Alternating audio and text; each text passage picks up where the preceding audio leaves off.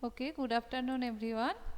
So you can see that I have uploaded the syllabus of assessment 2 which will be held very soon. You have to check the website for the dates. The exam will be on MCQ mode and the marks is 20. Okay, and the chapters which are included in this examination, the chapters are from plant physiology to two chapters are there. Chapter number 13, that is photosynthesis in higher plants, and chapter number 14, respiration in plants. And from human physiology, one chapter is there, that is breathing and exchange of gases. Okay, so everyone prepare for your examination. Now, I was discussing the chapter chemical coordination and integration, but as this chapter is not in your internal assessment too, that is why um, today I will discuss about the chapter that is from the physiology, that is breathing and exchange of gases. First I will discuss about the exercise from this chapter. Okay. So everyone please open your book and open the exercise part. I will explain and I will tell you from where you have to write down the answers. Okay, just a minute.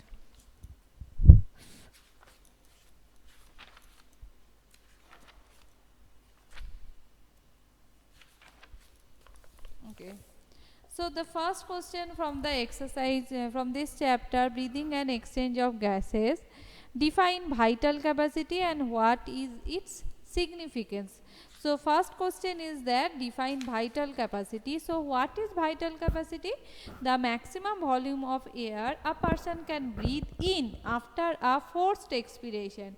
So a maximum amount of air a person can breathe in after a forced expiration. This is called as vital capacity. Okay, and this includes ERV, TV and IRV. Okay, that means maximum volume of air a person can breathe out after a forced inspiration. Now next question is with that, what is its significance? So what is the significance of vital capacity? So vital capacity will help you to promote in supplying fresh air. So it will help in supplying the fresh air sorry, and it will also help to remove the foul air and it will increase the gaseous exchange. So these are the main significance of vital capacity. Now come to the question number 2. Question number 2 is state the volume of air remaining in the lungs after a normal breathing. So after a normal breathing, some amount or some volume of air will be remain in the lungs. How this can be calculated? This can be considered as FRC.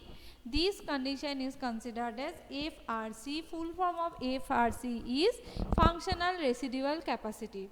That means volume of air that will remain in the lungs after a normal expiration. So now what is FRC? FRC is equal to ERV plus RV. So what is the value of ERV? The value range of ERV is 1000 to 1100 and the value of RV is 1100 to 1200. Okay. So if we calculate these two, then we will get average 2500 ml of the volume will be 2500 average ml. Okay, so this is the answer for question number 2. Now come to the third question. Diffusion of gases occur in the alveolar region only and not in the other parts of the respiratory system. Why? Because when we have started this chapter, we came to know that alveolus is specially designed for the exchange of gases. What are the special characteristics in alveolus? We can found that alveolus is a small balloon-like structure, so it is increasing the surface area, and squamous epithelium is present, which is helping them in the gaseous exchange. Okay, and there are some different other properties already you have read. That means you have to write down the special characteristics of alveoli. First you have to write down that Each terminal of bronchioles gives rise to a number of very thin irregular walled and vascularized bag-like structure called alveoli, and alveoli comprise the lungs, and it is and then after that first you have to define that alveoli, and you after that you have to mention those points which I have told you. Okay, that means some modification, that why the how this surface area has been increased, what type of epithelium is present is in there, these properties you have to write it down. And that is that are the reasons that alveoli only gaseous exchange can take place, not by the other parts. Now come to the fourth question. What are the major transport mechanism for carbon dioxide? So as you can see that in your book, transport of carbon dioxide, a paragraph is written on that part. So you have to, it will be better if you write it down point wise, like and 100% of the carbon dioxide will be transported into three parts, like by RBC, by binding with the RBC, that means by carbamino forming carbaminohemoglobin, 20 to 25% carbon dioxide will be carried. So first, by carbaminohemoglobin, 20 to 25% carbon dioxide will be carried. 7% carbon dioxide will be carried, which will be dissolved in the plasma, and 70% rest of the part will be carried as sodium bicarbonate. How? Because carbon dioxide will be attached with the water, and an enzyme carbonic anhydrase is present, which will convert it into H2CO3. H2CO3, that means sodium bicarbonate, and this H2CO3 will be converted into HCO3 minus and H plus. So these are the different ways, and you have to write down these points. You have to quite elaborate them. Okay, so these are the main points you have to write down for this particular question. Now come to the next question. Question number 5. What will be the PO2 and PCO2 in the atmospheric air compared to those in the alveolar air? 4 options are there. PO2 lesser, PCO2 higher. Option 2, PO2 higher, PCO2 lesser. Option C, PO2 higher, PCO2 higher, and option 4, PO2 lesser, PCO2 lesser. What will be the correct answer? Can you tell me? Anyone? Those who are present, can you tell me what will be the correct answer for this one? Anushka, Jhilam, Omrin, Anirban. Anyone? No one. Okay. So the answer is, what was the question? Let me repeat. That is that what will be the PO2 and PCO2 in the atmospheric air compared to the alveoli.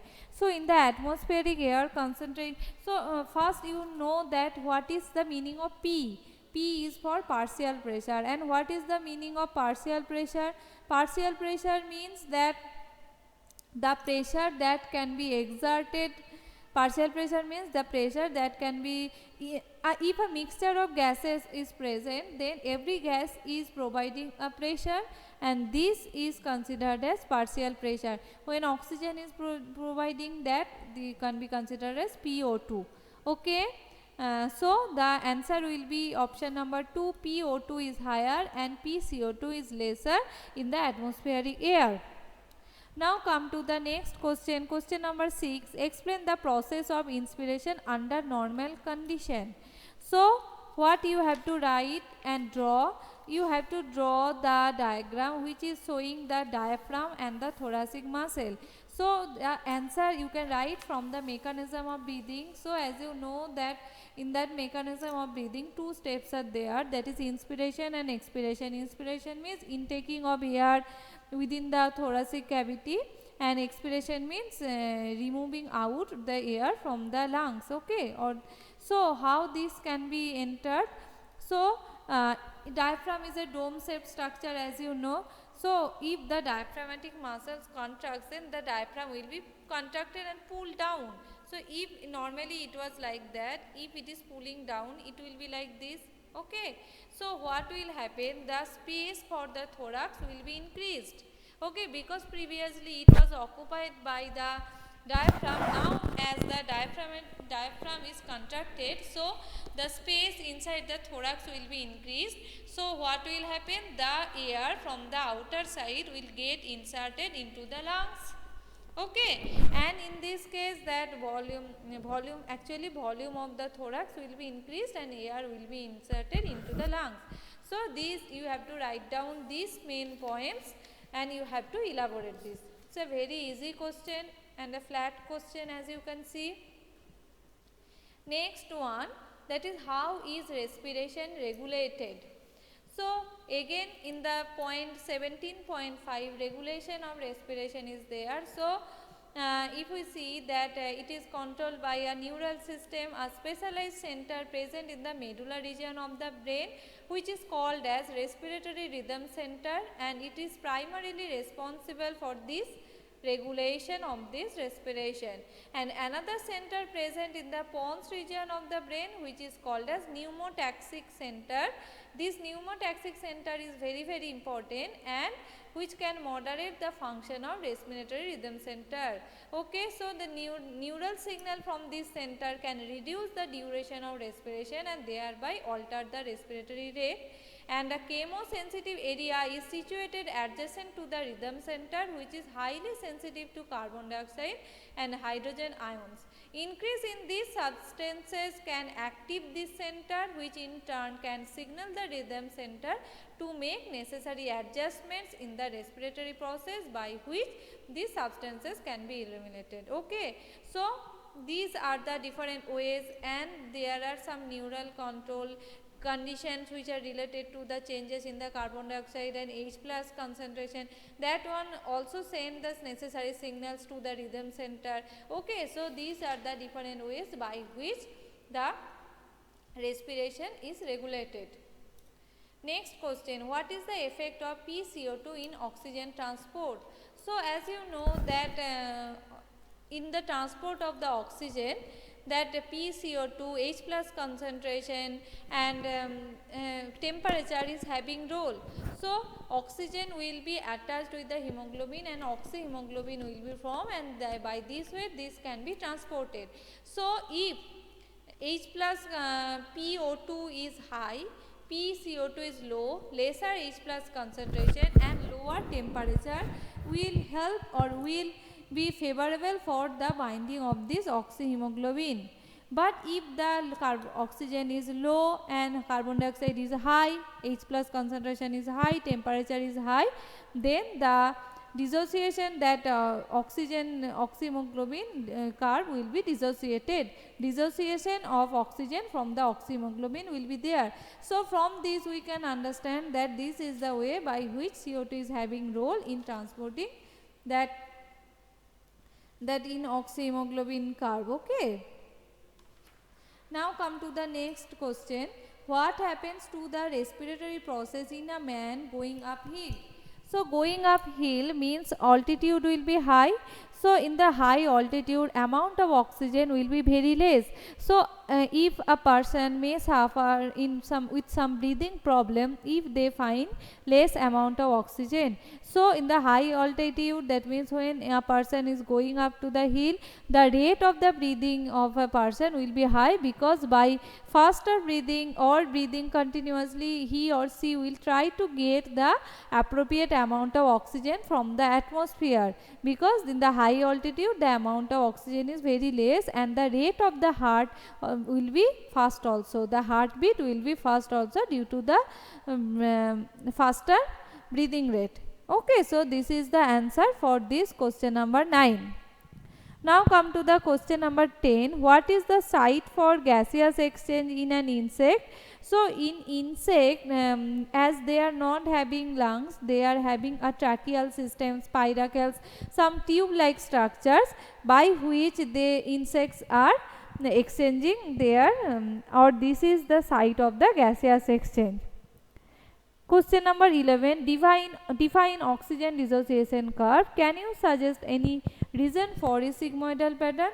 So already I have discussed about oxygen dissociation curve. You will find it in your book, that is in the question 17.4.1. you have to draw the graph and you have to show the sigmoid pattern. Okay, so this is the oxygen answer for this question number 11. Now question number 12. Have you heard about hypoxia?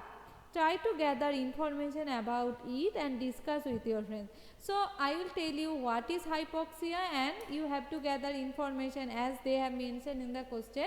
So hypoxia means inadequate or decreased supply of oxygen to the lungs. If oxygen amount is not appropriate, this condition is considered as hypoxia. Let me repeat that inadequate or decreased supply of oxygen to the lungs is considered as hypoxia. Just a minute.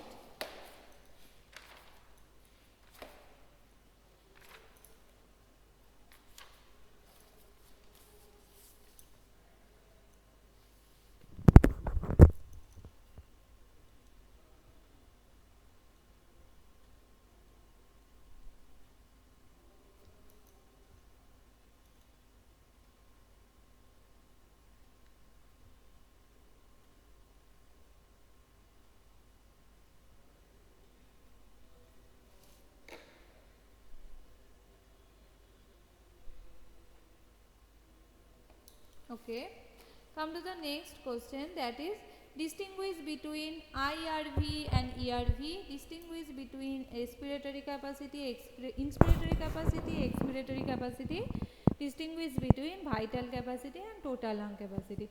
So first difference between IRV and ERV. So what is the difference? In case of IRV, additional volume of air a person can inspire by a forceful inspiration. This average 2500 ml to 3000 ml. This is about IRV. And what is ERV? Additional volume of air a person can expire by a forcible expiration, and this average 1000 ml to 1100 ml. Next, inspiratory capacity and expiratory capacity. So IC and EC, inspiratory capacity, total volume of air a person can inspire after a normal expiration, and expiratory capacity, total volume of air a person can inspire after a normal inspiration. In IC is equal to a TV plus IRV. And EC is equal to TV plus ERV. And vital capacity and total lung capacity. Vital capacity already I have mentioned, and total lung capacity is total volume of air accommodated in the lungs at the end of the forced inspiration. Okay, so these are the differences between all these. Now come to the last question. What is tidal volume? Find out the tidal volume approximate for a healthy human in an hour. So the tidal volume is the volume of air inspired or expired during the normal respiration. Let me repeat, volume of air inspired or expired during a normal respiration. It is approximate, its value is approximate 500 ml, that is a healthy man can inspire or expire approximately 6000 to 8000 ml of air per minute. So here they have asked about an hour, so you can find it out very easily. Okay, so this is all about the different questions from the exercise. So these parts are very important, that is respiratory volumes and capacities. You have to read all these short forms and full forms and their value. Okay, this part is very important for your exam, and regulation of respiration is also an important part. Disorder is important part. Okay, full chapter is important, but most of the students make mistakes from this part. That's why I am repeating that part, that this part you have to focus on that. Okay, so for today that's it. In my next class I will discuss about the another chapter which will come in your assessment too. Okay, so for today that's it. Thank you and bye bye everyone.